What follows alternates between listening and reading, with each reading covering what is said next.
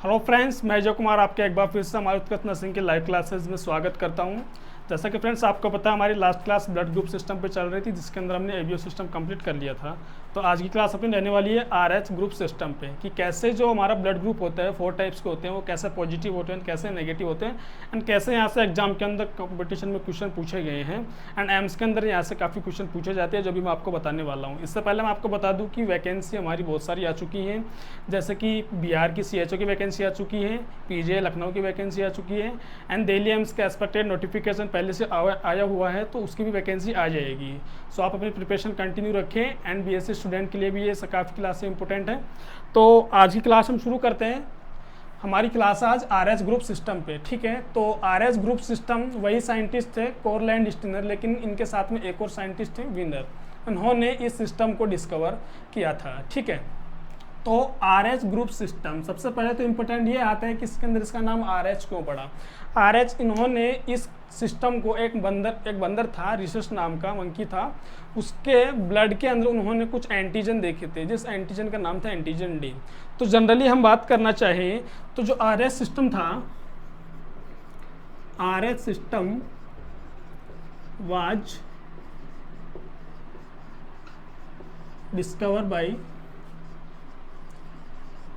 कोरलैंड Steiner and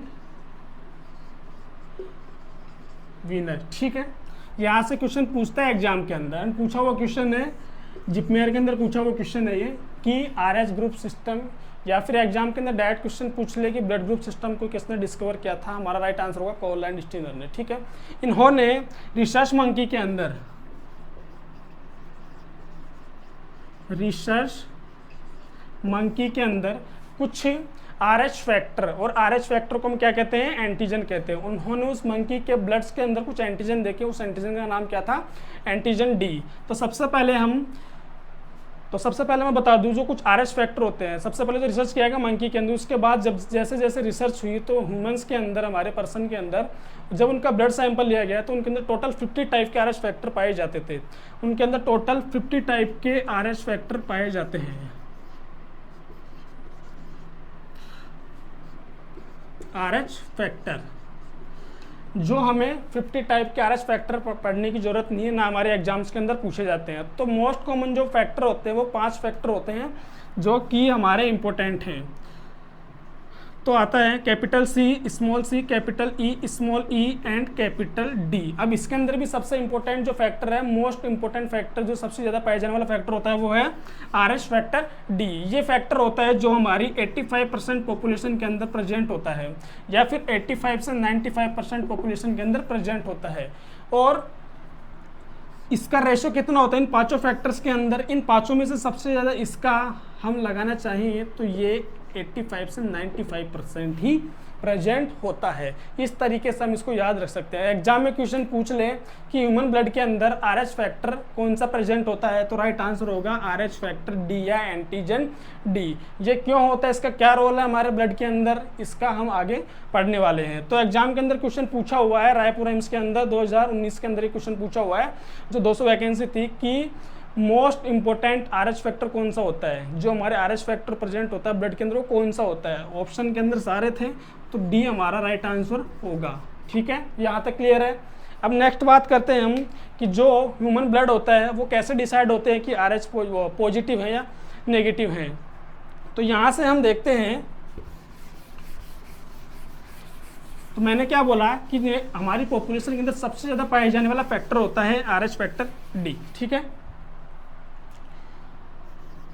RH factor D, तो ऐसा कहते हैं जिस पर्सन के ब्लड के अंदर आरएच फैक्टर डी प्रेजेंट होगा, और आरएच फैक्टर डी क्या है, एक टाइप का एंटीजन है।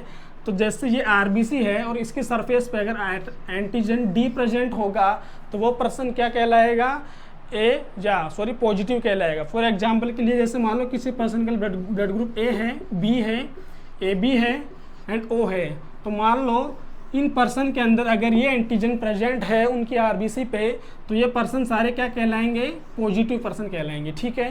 और सपोज किसी पर्सन के अंदर ये फैक्टर डी एब्सेंट है, तो मान लो यही ब्लड ग्रुप हैं सारे, तो वो क्या कहलाएंगे, नेगेटिव। अब यहाँ पे इंपॉर्टेंट बात ये है कि जैसे हमने एबीओ सिस्टम के अंदर पढ़ा था कि उनके कॉरस्पॉन्ड एंटीबॉडी प्रेजेंट होती है, लेकिन आरएच फैक्टर के अंदर ये ऐसा ग्रुप है वहाँ पे कोई भी नेचुरल एंटीबॉडी प्रेजेंट नहीं होती है। तो इसी बेसिस पे क्या होता है कि अब एंटीबॉडी बनती है हमारे, ना कि नेचुरल प्रेजेंट होती। तो एंटीबॉडी बनती कैसे है, जैसे कि मैं कहूँ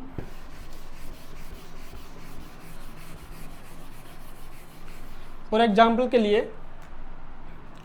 जैसे मान लो ये कोई मेल है जिसका ब्लड है, जिसके ब्लड के अंदर आरएच फैक्टर डी प्रेजेंट है, ठीक है, और ये कोई फीमेल है जिसके ब्लड के अंदर आरएच डी एब्सेंट है, ठीक है, क्लियर यहाँ तक। तो इस पर्सन ने इसको अगर ब्लड दिया, आरएच इनकम्पेटिबिलिटी नहीं पढ़ा रहा हूँ, ओनली मैं एग्जांपल दे रहा हूँ, ठीक है ना। तो मान लो इस पर्सन ने इसको ब्लड दिया, ठीक है ना, तो क्या करेंगे, ये जो एंटीजन है इस पर्सन की जाके एंटीबॉडी को, इसके इम्यून को इसको इम्यून को सेंसिटाइज कर देगा, यहाँ के इम्यून सिस्टम को सेंसिटाइज करेगा, जिसकी वजह से भी यहाँ पे एंटीबॉडी का फॉर्मेशन होगा। जो एंटीबॉडी बनेगी वो कौन सी बनेगी, स्मॉल डी। यहाँ तक क्लियर है। जो यहाँ पे एंटीबॉडी बनेगी वो कौन सी बनेगी, स्मॉल डी। तो ठीक है, तो एंटीबॉडी कब बनती है, जब हमारा इम्यून सिस्टम किसी एंटीजन के कांटेक्ट में आता है और ये एंटीजन इस पर्सन के ब्लड में जाएगा, तो क्या बनेगी, एंटीबॉडी। अब फॉर एग्जांपल के लिए कंडीशन देखने को मिलती है, पीडियाट्रिक्स में पढ़ते हैं आरएच इनकम्पेटिबिलिटी, जिसके अंदर मदर नेगेटिव होती है। अगर उसने ऐसे बच्चे को कंसीव कर लिया जो आरएच पॉजिटिव है, तो जब उसका फर्स्ट बेबी डिलीवर होगा तो आफ्टर अम्बिलिकल कॉर्ड कटिंग उन दोनों का ब्लड मिक्सिंग होगा और मदर की इम्यूनिटी क्या हो गई, सेंसिटिव हो जाएगी, जिसकी वजह से जो बच्चे का ब्लड है वो माँ के अंदर चला गया और वहाँ पे जाके मदर की इम्यूनिटी को उसने क्या किया, कांटेक्ट किया, और वहाँ से मदर की इम्यूनिटी क्या बनाई, वहाँ पे एंटीबॉडी डी।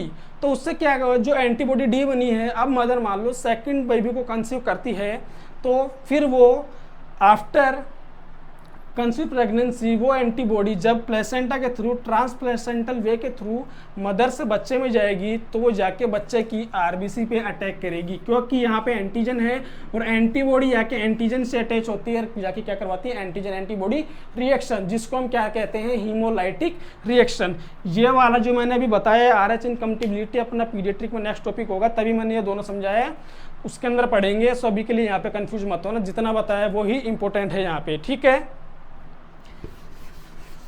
अब यहां से एक इंपॉर्टेंट क्वेश्चन बनता है कि जो आरएच फैक्टर है, जो मैंने बोला आरएच फैक्टर डी, ये कब डिस्कवर हुआ था, ये फैक्टर डिस्कवर हुआ था इन 1940 के अंदर। ये क्वेश्चन भी पूछा हुआ है, ये क्वेश्चन पूछा हुआ रायपुर एम्स के अंदर, इंपॉर्टेंट है ये वाला। तो साइंटिस्ट तो कौन थे, कॉरलैंड स्टीनर एंड वीनर, जिसके अंदर फर्स्ट प्रायोरिटी पे अपना रहता है कॉरलैंड स्टीनर, ठीक है। फिर इसके बाद आता है कि उन्होंने कब डिस्कवर किया, तो एंटीजन को 1940 के अंदर, और एबीओ सिस्टम के अंदर कब डिस्कवर किया था, एबीओ ब्लड ग्रुप को 1901 के अंदर, ठीक है गाइस, यहाँ से क्लियर है अपना। फिर मैंने बता दिया कि 50 टाइप्स के टोटल फैक्टर प्रेजेंट होते हैं, तो उसके अंदर 5 मोस्ट कॉमन टाइप्स होते हैं, capital C, small C, capital E, small E and capital D, जिसके अंदर सबसे ज़्यादा पाया जाता है 95% कैपिटल डी, ठीक है। और मैंने ये भी बोला कि जिस पर्सन के अंदर एंटीजन डी प्रेजेंट होता है वही पर्सन क्या होता है, पॉजिटिव होता है, जिसके अंदर एब्सेंट होता है वो पर्सन क्या होता है, नेगेटिव होता है। अब एक कंडीशन देखने को मिलती है हीमोलाइटिक रिएक्शन, ठीक है, यहाँ तक क्लियर है। आरएच फैक्टर हम इसीलिए पढ़ते हैं कि हमको पता चल जाए कि कोई पर्सन पॉजिटिव है या नेगेटिव है। इससे पहले एक और चीज़ पढ़ते हैं हम, इनहेरिटेंस ऑफ जीन, जो मैंने कल की क्लास के अंदर आपको बताया था एबीओ के लिए इनहेरिटेंस क्या होता है, ठीक है। तो देखते हैं,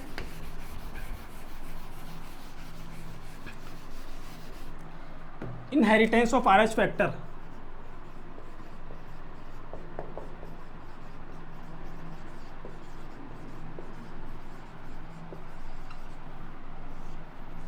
ठीक है, तो अपन ने एबीओ सिस्टम के अंदर पढ़ा था कि 3 टाइप के जीन प्रेजेंट होते हैं, A, B and O. A B होते हैं उसके अंदर डोमिनेंट जीन होते हैं, एंड ओ होता है वो रिसेसिव। तो एक बार फिर से पढ़ते हैं, डोमिनेंट एंड रिसेसिव क्या होते हैं।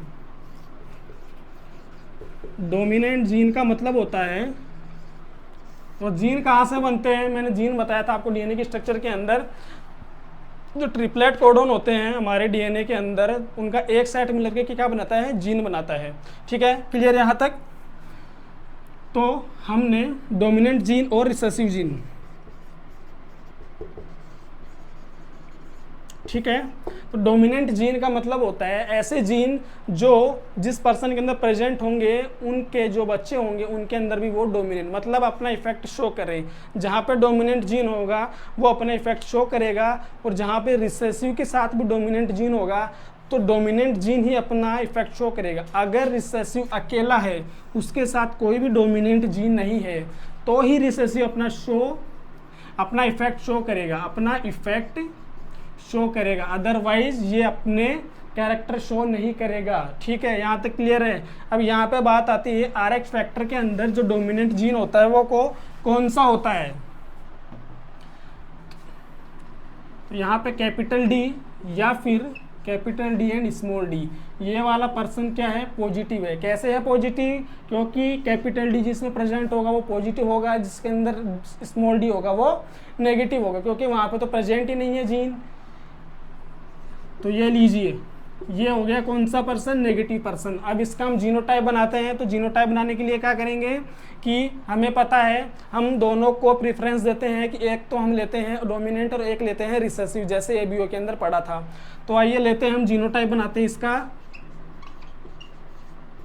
फॉर एग्जाम्पल के लिए एक मेल है जो पॉजिटिव है, एक फीमेल है वो भी पॉजिटिव है। ठीक है, यहाँ तक क्लियर है। अब पॉजिटिव है तो मैं ले लूँ, जैसे मान लो मैंने पहले बोला था एक को हम देंगे, इसके अंदर एक जीन को डोमिनेंट लेंगे और एक जीन लेंगे हम रिसेसिव। तो ये लीजिए, एक तो हमने डोमिनेंट ले लिया, एक ले लिया रिसेसिव। इसके अंदर भी यही करेंगे, ये हमने डोमिनेंट ले लिया, ये ले लिया हमने रिसेसिव, क्योंकि पॉजिटिव की बात कर रहे हैं, दोनों पॉजिटिव हैं। तो पॉजिटिव के अंदर एक हमने डोमिनेंट लिया, एक रिसेसिव लिया, डोमिनेंट लिया, रिसेसिव लिया। पॉजिटिव पर्सन की बात हो रही है, पॉजिटिव लेंगे। तो अब इनका हम क्रॉस मैच करवाते हैं। तो देखिए ये पर्सन क्या हुआ, पॉजिटिव, इसका कराओ इसके साथ में, ये क्या हुआ पॉजिटिव, इसका इसके साथ में, ये क्या हुआ पॉजिटिव, और इसका इसके साथ में, ये क्या हुआ नेगेटिव। तो यहाँ पे पॉसिबिलिटी क्या बन रही है कि 75% बच्चे क्या होंगे इस पर्सन में पॉजिटिव होंगे एंड 25% बच्चे क्या होंगे नेगेटिव होंगे। तो लिख लेते हैं यहाँ पे 75% होंगे पॉजिटिव एंड 25% होंगे नेगेटिव। ठीक है, एग्जाम्पल के लिए फिर से ले लेते हैं एक नेगेटिव वाला।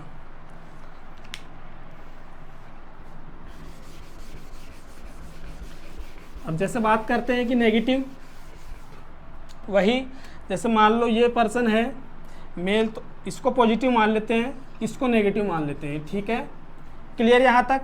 तो पॉजिटिव के अंदर हम एक लेंगे डोमिनेंट एंड एक लेंगे रिसेसिव, ये ले लिया हमने डोमिनेंट एंड एक ले लिया रिसेसिव। अब नेगेटिव है तो दोनों यहाँ पे रिसेसिव है तो दोनों रिसेसिव ही ले लेंगे, ये लीजिए। ठीक है, अब यहाँ से इनका क्रॉस मैच करवाते हैं तो क्या होता है, capital D small d, small d। ठीक है, इसका इसके साथ में, एक मिनट,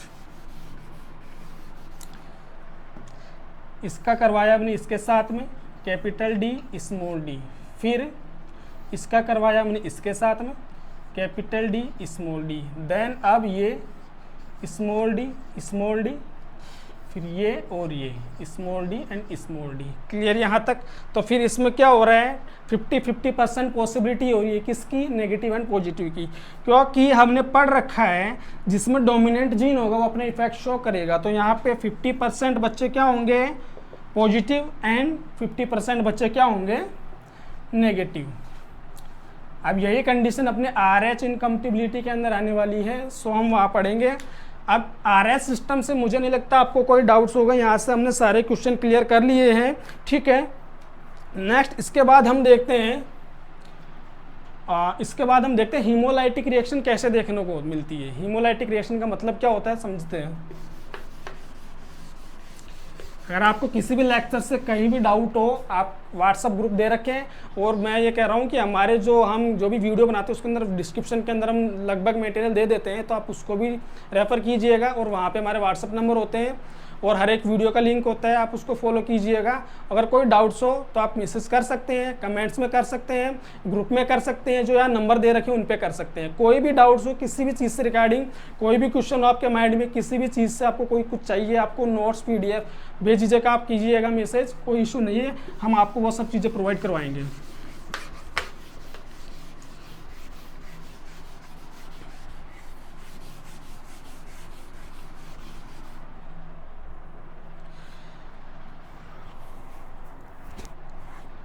अब आता है अपना हीमोलाइटिक रिएक्शन।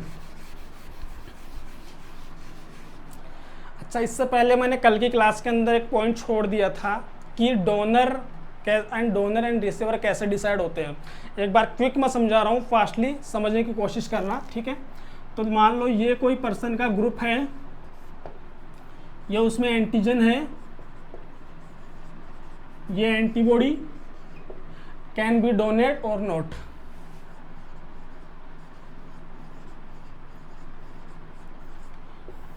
ठीक है, इंपॉर्टेंट ये समझने की कोशिश करना आप। सपोज सबसे पहले हम लेते हैं ए ग्रुप की, वो किस किस को डोनेट कर सकता है। जैसे मान लो, क्योंकि अपने पास, और ध्यान रखना डोनर के अंदर हम हमेशा एंटीजन देखते हैं और रिसीवर के अंदर एंटीबॉडी देखते हैं,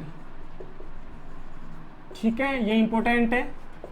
और एक चीज़ और ध्यान रखना, एंटीबॉडी को हमेशा स्मॉल लेटर से शो करते हैं और एंटीजन को कैपिटल लेटर से शो करते हैं, ठीक है। तो मान लो जैसे कि किस किस को दे सकता है, तो मान लो हमारे पास ब्लड ग्रुप होते हैं 4 AB देन O, ठीक है। तो इसके पास में, और ये मान लो हमने 4 तरह से लिए, ये 4 पर्सन है, ये चारों को देना चाहता है ए ग्रुप। तो एक ग्रुप के पास एंटीजन, मैंने बताया था एंटीजन ए प्रेजेंस की वजह से एंटीजन ए ग्रुप ए होता है, तो ये इसके पास एंटीजन ए हो गए, ठीक है, यहाँ तक क्लियर। जिस पर्सन का ब्लड ग्रुप ए होगा उसका एंटीजन ए होगा, जस्ट उसके अपोजिट होगी एंटीबॉडी, क्लियर यहाँ तक। तो ए पर्सन के पास एंटीबॉडी कौन सी होगी, यहाँ पे बीटा एंटीबॉडी, इसके पास एंटीबॉडी कौन सी होगी, अल्फा, इसके पास दोनों एंटीबॉडी होंगी अल्फा एंड बीटा, इसके पास कोई भी एंटीबॉडी, एंटीजन की बात कर रहे हैं, ठीक है। एंटीजन तो इसके पास ए है, एंटीबॉडी की बात कर रहे हैं, जहाँ पे एंटीबॉडी नहीं होगी इसके पास दोनों एंटीबॉडी होगी, अल्फा एंड बीटा, ठीक है। एंटीबॉडी एंड AB के पास एंटीबॉडी, एंटीजन ही होते हैं, एंटीबॉडी नहीं होती, इसलिए वो यूनिवर्सल रिसीवर कहलाता है, ठीक है। सॉरी यहाँ के लिए। अब देखते हैं कैसे डिसाइड होते हैं डोनर और रिसीवर। तो जैसे मान लो ये पर्सन है, इसके पास सारे एंटीजन कौन से हैं, ए एंटीजन है, ये भी ए है, ठीक है। अब हमें पता है जिस पर्सन के पास सेम एंटीजन सेम एंटीबॉडी होगी वो रिएक्शन कर लेंगे, एग्लूटिनेशन की प्रोसेस होगी, जिससे वजह से RBC का ब्रेकडाउन होगा, हीमोलाइटिक रिएक्शन होगी। तो मान लो ये पर्सन इसको ब्लड देना चाहता है, ठीक है। तो ए को ब्लड देना चाहता है, एंटीजन तो ए है, एंटीबॉडी बी है, रिएक्शन तो नहीं होगी, तो इसको दे सकता है ब्लड, बिल्कुल दे सकता है। ये पर्सन है, एंटीजन ए है, इसके पास में एंटीजन भी अल्फा है, ब्लड ग्रुप बी के पास में एंटीजन अल्फा है, क्योंकि जस्ट अपोजिट एंटीबॉडी प्रेजेंट होती है। तो एंटीबॉडी अल्फा है, एंटीजन ए है, तो दोनों ए मिलकर रिएक्शन कर लेंगे, तो इसको हम ब्लड नहीं दे सकते, ए वाला बी को नहीं दे सकता। फिर बात करते हैं ए की, तो इसके पास एंटीजन ए है, इसके पास कोई एंटीबॉडी नहीं है, तो एंटीबॉडी नहीं है तो इसको ब्लड दे सकता है, क्योंकि हमें पता है एंटीजन एंटीबॉडी रिएक्शन के लिए दोनों चीज़ों को होना जरूरी है, एंटीजन एंड एंटीबॉडी, ठीक है, क्लियर यहाँ तक। देन आता है फोर्थ, क्या ओ को दे सकता है। सपोज कीजिए ये ब्लड, इसके पास एंटीजन ए है, इसके पास एंटीजन एंटीबॉडी भी अल्फा है, इसके साथ रिएक्शन कर लेगा। सपोज मान लीजिए यहाँ पे इसकी जगह ए ना लेकिन मैं बी लूँ, तो ये जाके इसके साथ रिएक्शन कर लेगा, क्लियर यहाँ तक, ठीक है ना। और AB की बात करें तो इसके पास तो दोनों एंटीजन है, यहाँ पे दोनों एंटीबॉडी है, तब भी ये इसको नहीं दे सकता, तो इसीलिए इसको ब्लड नहीं दे सकते, ओनली ये डोनेट कर सकता है। तो यहाँ पे हम लिखेंगे नो। ये इसको ब्लड नहीं दे सकता। ठीक है, क्लियर यहाँ तक। इसी तरीके से हम एक के बाद में बी का बना लेंगे, ए बी का बना लेंगे, ओ का बना लेंगे। इस तरीके से डिसाइड होते हैं कैसे डोनर बनते हैं, कैसे रिसीवर बनते हैं। जो हमने कल टेबल बनाई थी वो इसी बेसिस पे होती है कि जो ए बी होता है वो यूनिवर्सल रिसीवर होता है, ओ होता है वो यूनिवर्सल डोनर होता है। ठीक है, लास्ट टॉपिक है हीमोलाइटिक रिएक्शन कैसे होती है।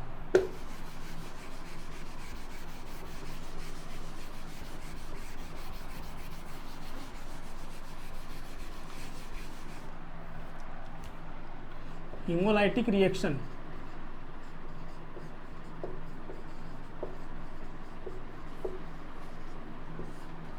ठीक है।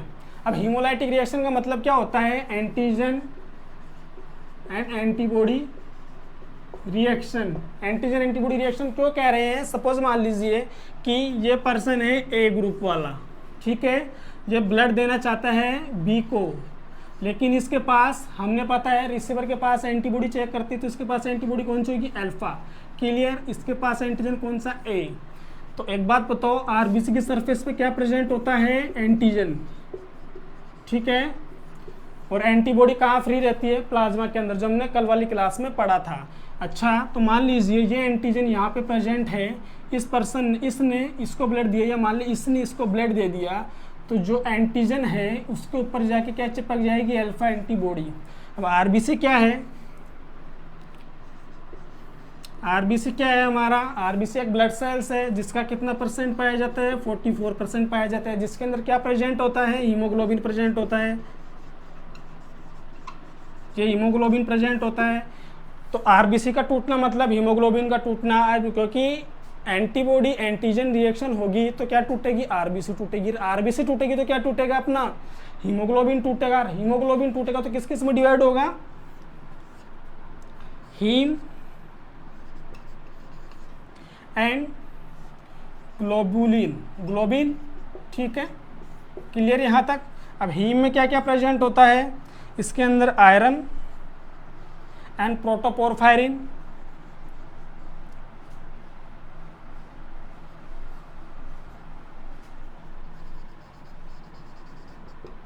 प्रोटोपोरफायरिन, और इसके अंदर क्या होता है, ग्लोबिल के अंदर 2 पॉलीपेप्टाइड चेन होती हैं, 2 पॉलीपेप्टाइड अल्फा एंड बीटा, जिसके अंदर 2 चेन होती है अल्फा चेन, 2 चेन होती है alpha chain, sorry 4 polypeptide chain होती है जिसके अंदर 2 होती है अल्फा एंड 2 होती है बीटा। ठीक है, यहाँ तक क्लियर है। जैसे कि मान लो ये हीमोग्लोबिन की स्ट्रक्चर है तो इसके ऊपर इस तरीके से ये अल्फा चेन हो गई एंड ये बीटा चेन हो गई। ठीक है, इन्हीं से क्या जुड़ता है, हीम जुड़ता है ये, और हीम क्या है, आयरन है। ठीक है, और इन्हीं से क्या होता है, ऑक्सीजन के 4 मॉलिक्यूल अटैच होते हैं। तो एग्जाम में क्वेश्चन पूछ लेता है कि एक हीमोग्लोबिन ऑक्सीजन के कितने मॉलिक्यूल्स कैरी करती है, 4 ऑक्सीजन के हीमोग्लोबिन कैरी करती है, और 1 ग्राम हीमोग्लोबिन कितना ऑक्सीजन कैरी करती है, राइट आंसर हो जाएगा 1.34 ml। क्लियर यहाँ तक। 1.34 ml क्या है, ऑक्सीजन कैरी कैपेसिटी है, किसकी है, हीमोग्लोबिन की। क्वेश्चन पूछ लेता है एग्जाम में ऑक्सीजन कैरी कैपेसिटी कितनी होती है, 1.34 ml। एक हीमोग्लोबिन कितना आयरन कैरी करती है, 3.34 ml, 3.3 mg नॉट ml। ठीक है, क्लियर यहाँ तक। तो इस तरीके से हीमोलाइटिक रिएक्शन होती है, मतलब आरबीसी का टूटना, हीमोग्लोबिन का टूटना, हीम का मतलब हीमोलाइटिक रिएक्शन। आरबीसी क्या हमारी ब्लड सेल्स से सबसे ज़्यादा प्रेजेंट होती है। सो आपको यहाँ से अगर कोई डाउट हो तो मुझे बताना। आज का अपना टॉपिक कंप्लीट है। ठीक है, काफ़ी इंपॉर्टेंट चैप्टर है, यहाँ से एग्जाम में क्वेश्चन पूछे जाते हैं। सो फ्रेंड्स, आपसे इतनी रिक्वेस्ट है, आप वीडियो को ज़्यादा से ज़्यादा देखा कीजिए, पूरा वीडियो देखा कीजिए फर्स्ट से लेकर लास्ट तक, क्योंकि जो क्लास होती है वो एक दूसरे से लिंक होती है। सो आज ही क्लास का जो फर्स्ट लिंक होगा मैं डिस्क्रिप्शन में डाल दूंगा, आप उसको भी देख लीजिएगा।